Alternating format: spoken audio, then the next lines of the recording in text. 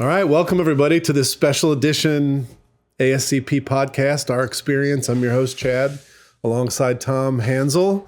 And today we have Rob Aceta, board member extraordinaire, Northeast regional member, New York member. From that standpoint, Rob, welcome to the program. Thanks, Chad. Great to be with you today. Hey, Tom. Hello. So we are talking about the Northeast regional meeting. It is the first regional meeting for 2026 for ASCP. It's going to be in Westbrook, Connecticut, which is about, 50 minutes south of Hartford, Connecticut, and maybe an hour and 10 minutes west of Providence, Rhode Island, but nestled right in there in the Northeast on the coast, on the water. Should be a fantastic meeting in the Northeast with all of our Northeast members. So Rob is the regional director for that part of ASCP and the orchestrator of the regional meeting, if I can give you that title. So we're going to talk about that today. But Rob, why don't you just, first of all, just give a little intro to you, talk a little bit about origin story. I know you've done that before on the podcast, but do that and then talk a little bit about the meeting.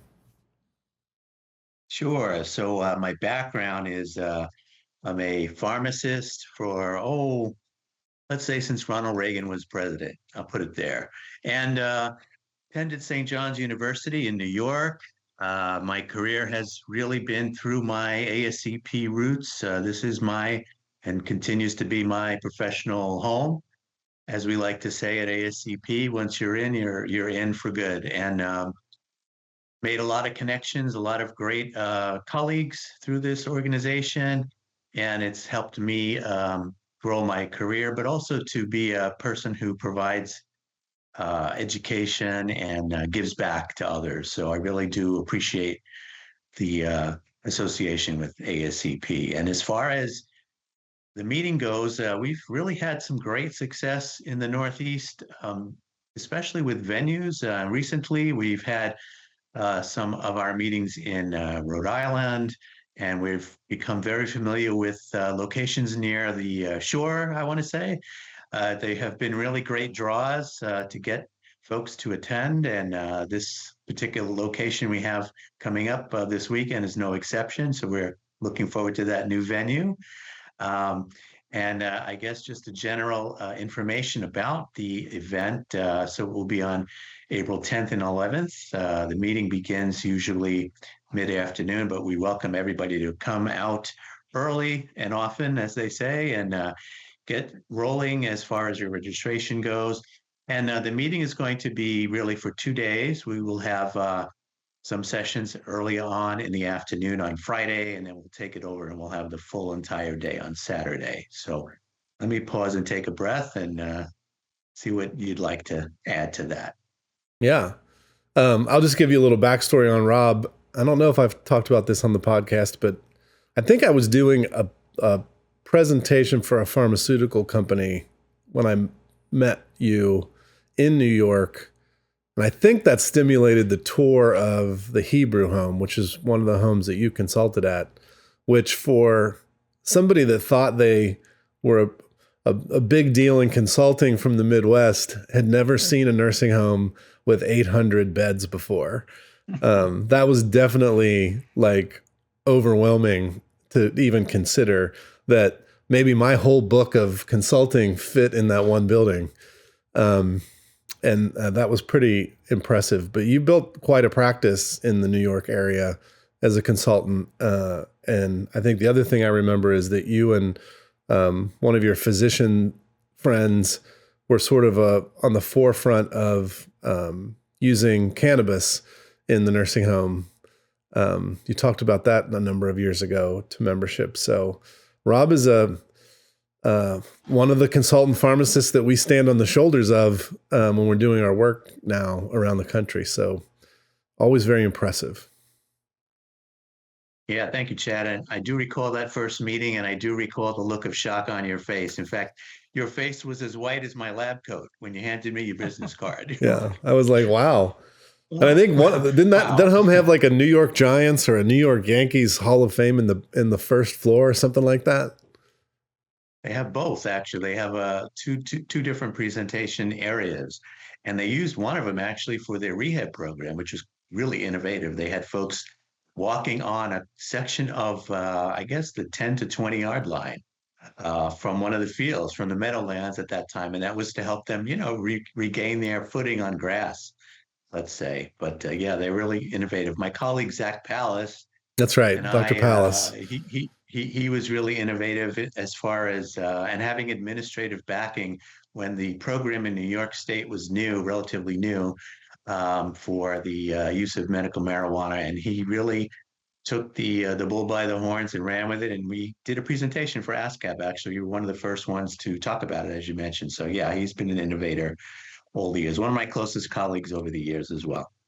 Yeah, I think too many people have a preconceived notion of what nursing homes are like, and certainly innovation and that level of attention to different details is not something that comes to top of mind. So it's great when we get to visit places and see that kind of thing, because I think that's where we need to be.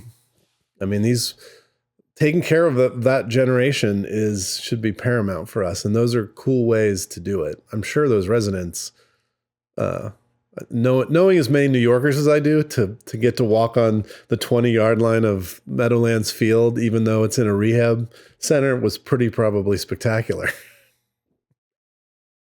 Certainly was. Yes. Yep. Hey, this is Eric, Senior Director of Meetings here at ASCP. I want to alert you it's something coming up. We have our Northeast Regional Meeting. That's April 10th through 11th at the Water's Edge Resort and Spa in Westbrook, Connecticut. This is literally located on the Water's Edge, offering some of the best views in all of Connecticut. Make your reservations now for a low rate of $249. Now, all the regional meetings, you will have the opportunity to network with pharmacy professionals from your area while obtaining CE and BCGP credits, including sessions, topics requested specific to your region. Visit the exhibit hall that will include as many as 16 exhibitors, and enjoy our Friday receptions and Saturday coffee break. Now, one of the most unique aspects of our regional meeting is the importance of students. Students are free to attend if members, and will have the opportunity to compete against each other in our famed Jerry Party. I would also like to add revenue from the regional supports region-specific scholarships. So don't miss out on this chance to network, learn, and obtain CE, all done in a relaxing beachfront setting. Now you can get $25 off of your registration with Region 25. That's Region 25.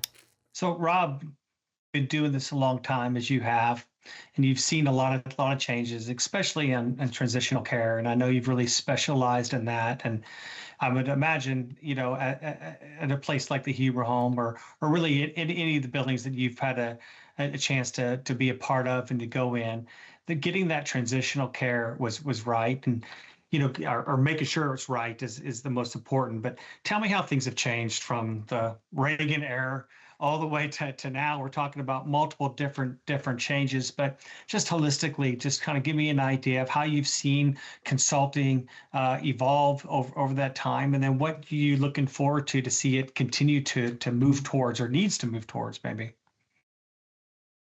Yeah, Tom, I mean, that's a great question. The first thing that comes to mind is the evolution of the pharmacist and the role that we have earned, really, to be the source of information, not just the medication, because let's face it, we have lots of bells and whistles on software today where folks can look at, potential interactions, but it's really more about the knowledge and the communication skills that we have. So pharmacists have, again, from my time is a little different, but today, pharmacists come out with the PharmD degree. They're highly advanced if they have a fellowship program or any other additional training, but they're skilled now at educating. They're skilled at communicating.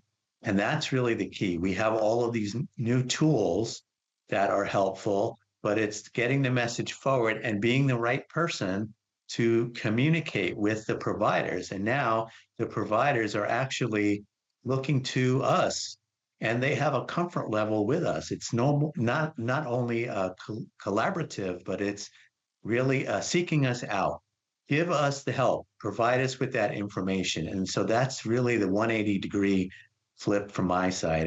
And going forward, just to segue into the meeting, I think that's one of the reasons we really love having these regional meetings, because we get folks from all the different schools in our region to attend. It's really about giving them the seasoning that we can offer, those of us who have been in practice for many years, kind of coaching them along the way for that day and a half while we're with them, but really the networking piece, and really having them understand how important it is. They have the knowledge of the medication, but it's more about having that ability to communicate. So I think that's the number one takeaway that I have. Yeah, I mean, I think similar to, what I was describing, running around the country and visiting different consultants, having consultants in different parts of the country. The best way to network and learn from each other is to convene somewhere.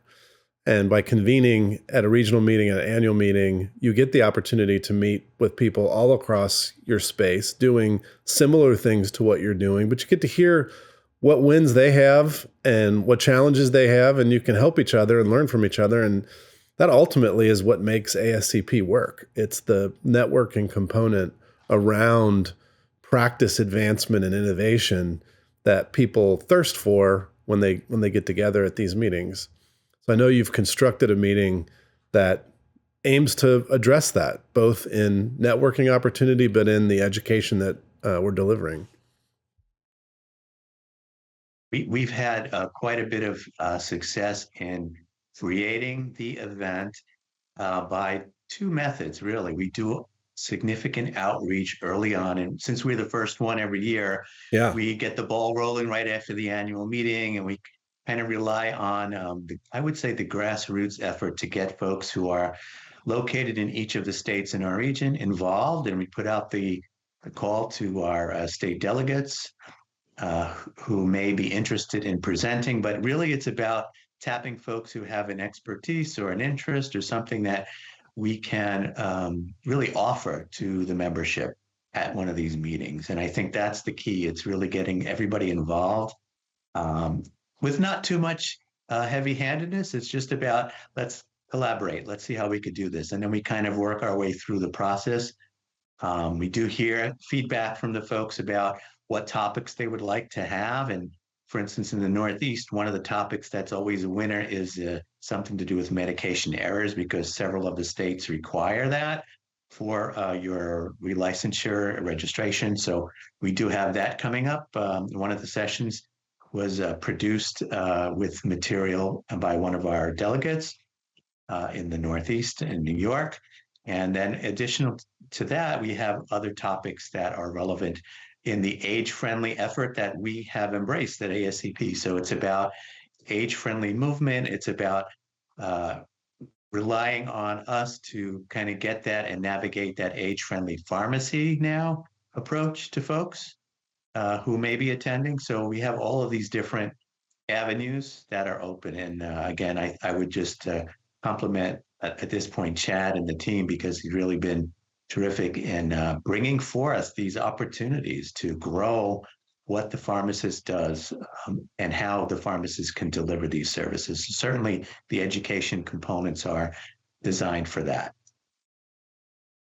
Say with everything kind of going on politically, and obviously, we go to the fly-in, or we're kind of push our agenda, which seems to be bipartisan. At the worst case scenario, everybody kind of is on board with that. But when you're up in the Northeast, and the politics are very strong, and coming out of New York and those type of more louder, if you will, towns. But how have you seen that evolve over the last 15, 20 years as the political landscape nationally has changed? But we've seen, an onboarding of seniors, and New York being one of the biggest states. How have you kind of seen that evolved? And I guess to tag on to that, how much more relevant now is what ASCP is trying to get across and trying to help that senior population with? Yeah, I mean, there's no question that we are at the baby boom generation, turning into the folks that, senior care, older adults that need this type of care that we provide. We, as the background of our backbone is consulting, but we have so many additional levels of education that we can provide, and we have innovative methods to do outreach to folks. And it's no longer just about working with folks in a nursing home. It's about working with folks in their assisted living locations or in the community locations as we grow. But to the point about the political landscape and the changes that we've seen, I would say not just New York, but it's really across the nation, how folks have really, we're a 50-50 country at this point, and so we really have to navigate that carefully when we're looking to provide care. And we also want to be providers of care to everyone. So we really must be cautious about how we approach it, be respectful of folks when it comes to their views. But remember, our number one goal is to provide care, at least from this perspective. So it's not just New York, but it's really across the country. And in our region, we have several states that have a significant number of folks who have reached that plateau of, let's say, the entry level of the baby boomer and the aging. So I think it's a good question, but I would say it's just something that we all deal with across the country. Chad, did you have anything to add about that? No, I think you're right. I think one of the nice things about working in our space is that it's not a partisan issue to want to take care of your mom and dad and your grandma and your grandfather. I mean, these things are what we all want. We want good care for our loved ones. So I don't think it devolves into, a right, left, Republican, Democrat issue very often. And you can see that at the federal level. Look at PBM reform. It is bipartisan. Look at a lot of the bills out there that aim to lower drug prices or affect the care of older adults. They're bipartisan. There's just not a lot of argument around them. You have people like Josh Hawley and Elizabeth Warren coming together on a bill. Those couldn't be two people ideologically further apart, but they're coming together on a bill to make things better in healthcare for particularly the older adult population. So, I don't think it's political when it comes to what we do, which is great because we can stay out of that noise. But by the same token, we can do what we all want to do, which is make sure that A, pharmacists are front and center, and B, we're trying to provide the best medication management for people in that older age group that ultimately take a lot of those medications. So it's a good spot to be in. I used to even think, I would tell some of my colleagues all the time, particularly with respect to vaccines, like, nobody's arguing about vaccinating the people in nursing homes, assisted living, or, people over the age of 65, even people over the age of 55. There's 100% agreement that we need to be doing the right, all the arguments are generally pediatric and in the younger populations, which fortunately we don't really have to deal with in our space. So we just focus on taking care of our people. And again, even RFK and some of the people on that side of the vaccine issue have not changed their tune on whether we should be vaccinating people in older adult settings. So it's good to be away from that fray, I think, from my perspective, for sure. Now, I will say, Rob, you've also recently been working in areas where we're focused on high-risk medications. That's a big deal right now. The MDS has a whole section now on nursing homes reporting on high-risk medications. We're going to be doing an Apex on April 16th, which is just another week down the road, where we're going to be talking about anticoagulants and some of the work that has been done by the Anticoagulation Forum, of which ASCP has been a contributing member. But can you talk about that and the importance of our role as pharmacists, whether it's SNFs, ALFs, or community, in the high-risk meds? Yeah, definitely. It's really one of the key issues and one of the key areas that we as pharmacists make a huge difference when it comes to the Medicare population and CMS. But in general, high-risk medications, we know the categories, right? Anticoagulants, insulins, opioids. really have a major impact on hospitalizations and adverse outcomes for our older adults and in general. So we know we have opportunities, and again, part of our work has been education. So we as pharmacists attend various sessions, and we become involved in organizations such as the Anticoagulation Forum, and we connect the dots, so to speak, so that we help create various tools or toolkits for these areas that we can then take to providers.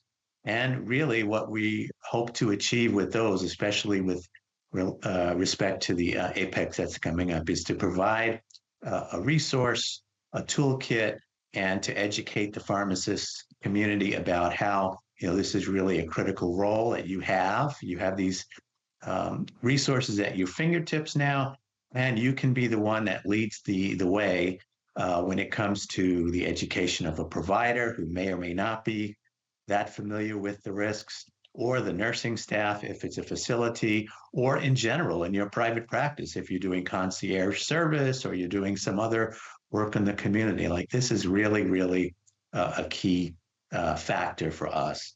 So I think that's the takeaway that I would have, is we have that opportunity, and we're hoping to leverage that on the Apex next week.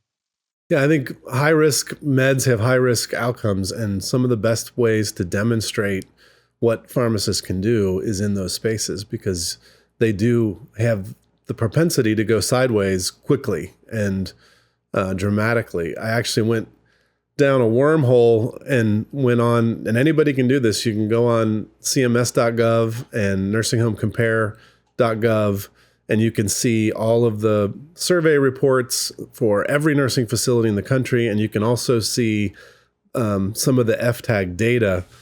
And I went down this wormhole of, I wonder how many IJ pharmacy services tags have been out there in the last 5 years. And there were 9. There were 9 IJ, so immediate jeopardy tags on nursing facilities related to pharmacy services. So then I went in and I found all of those surveys to figure out, what did the pharmacists do? And one of them was, the pharmacist failed to identify that a patient on warfarin was not getting monitoring for 9 consecutive months. So I was like, that's bad. That is bad. It's bad on that pharmacist, certainly on that prescriber and that nursing home, but that's what an IJ looks like for a high risk med, and we can all appreciate what the negative outcome could have been for that person.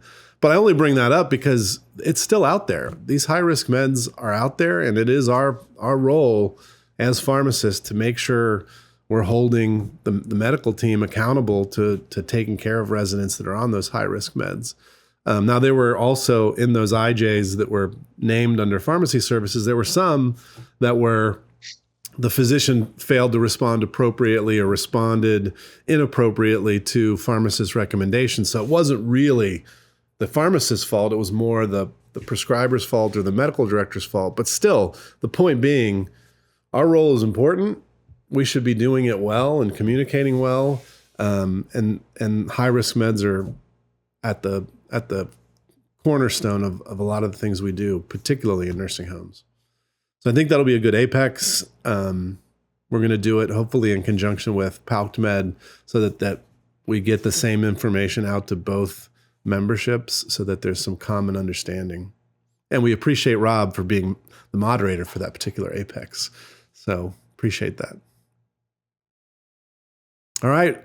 Any last words, Rob or Tom? Northeast is this Friday and Saturday. And we're going to have a great time in Westbrook, Connecticut. Any last words from either of you? I know Rob he said he went to St. John's, and we were talking about that earlier. They did well this past year. Under They did. Ex-Kentucky coach, I call him, Rick Pitino, but some things to be proud of there as a St. John's alum, I'm sure. Absolutely. Yeah, absolutely. Thanks. I have just a couple of thoughts, Chad, to Sure.